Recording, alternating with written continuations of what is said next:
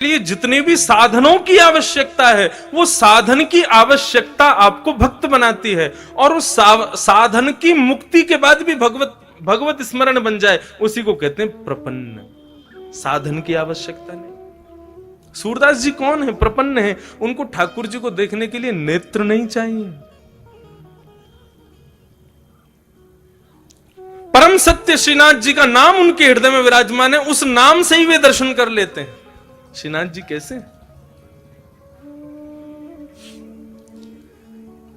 सूरदास जी महाराज अपने कुटिया में बैठ करके भजन करते थे, और जब वे पद गाते थे तो पद सुनने के लिए श्री जी बाबा का जैसे ही शयन होता था, शयन होते ही श्री जी बाबा तुरंत आ जाते थे और आकर के बाहर कुटिया के बैठ जाते और बैठ करके वहीं बैठे बैठे श्रवण करते जो भी सूरदास जी गाते।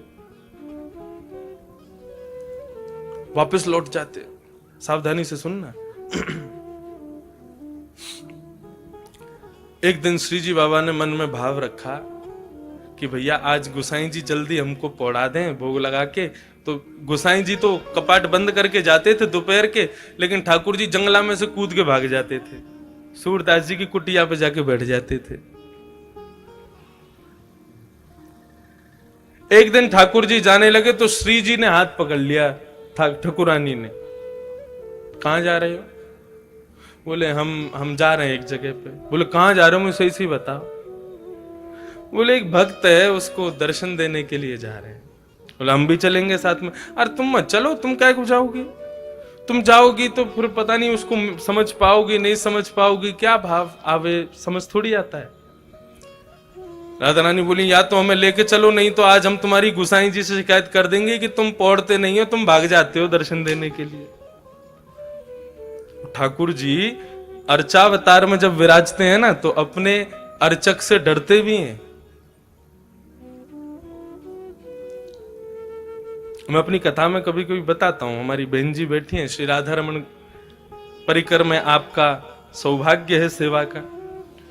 तो एक बार इन्होंने एक प्रसंग सुनाया कि ठाकुर जी पोशाक नहीं पहन रहे थे।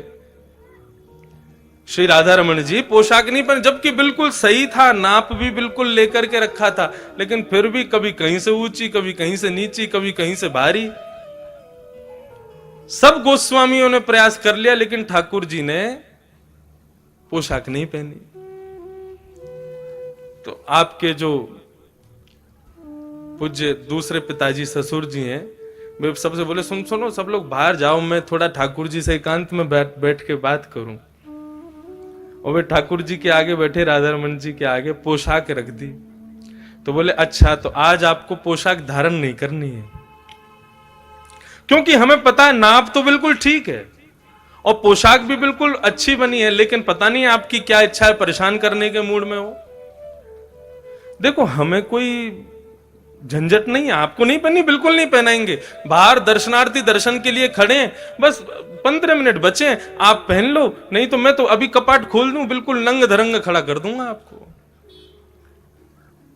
आज हरि देखे नंगम नंगा, फिर तो सब हो करेंगे आपको देख के।